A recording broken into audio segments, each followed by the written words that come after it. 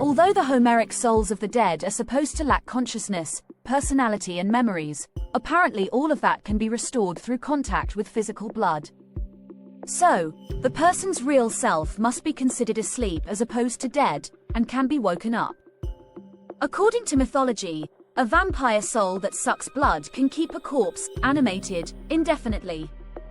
Erwin Rohde wrote, Odysseus, following the advice of Kirk, digs a grave at the entrance of Hades in which to pour out a solemn drink offering to all the dead, consisting first of all in a mixture of milk and honey, then wine and water, over which white meal is finely sprinkled. Next he slays a ram and a black ewe, bending their heads downwards into the grave. Then the bodies of the animals are burnt, and round the blood collect all the souls, who flutter about it, kept at a distance by Odysseus' sword till Tiresias has first drunk. Nearly all stories contain ridiculous ideas, arbitrary rules, and so on, such as vampires having to be invited in, being afraid of the crucifix, not venturing out in daylight, and so on.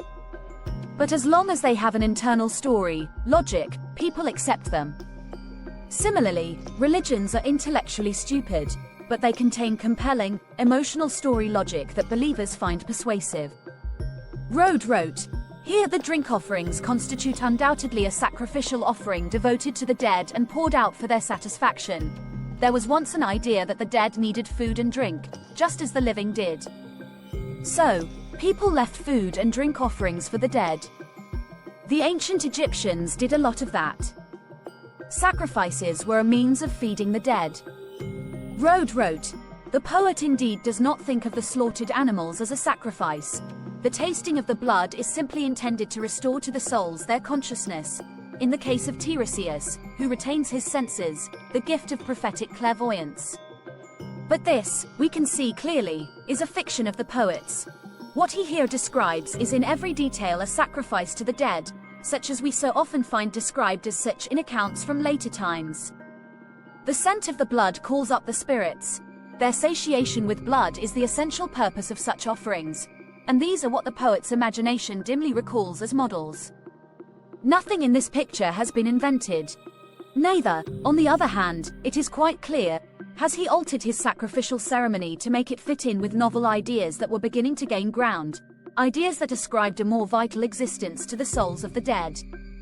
For here, too, just as in the case of the offerings to the dead described in the funeral of Patroclus, the poet's manner of conceiving the life of the dead is not such as could give support to new and more vigorous cult ceremonies. His conception tends rather to contradict the ceremonies that he describes.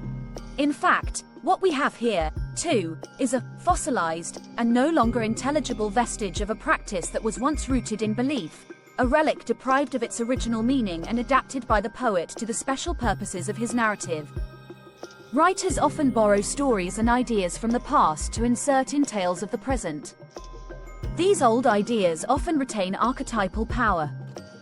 Rohde wrote, the sacrificial ritual used to attract the souls on this occasion strikingly resembles the ritual which was used in later times to conjure up the souls of the dead at those places which were supposed to give entrance to the ghostly world below the earth.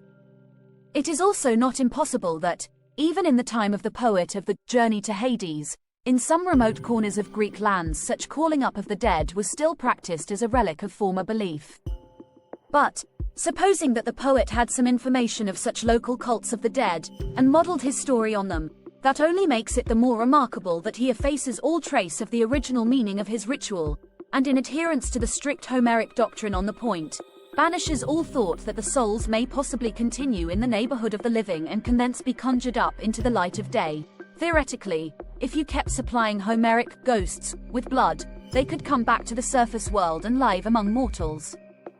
The blood might in a sense re-physicalize them, and they would be somewhat akin to vampires, living off a constant supply of fresh blood.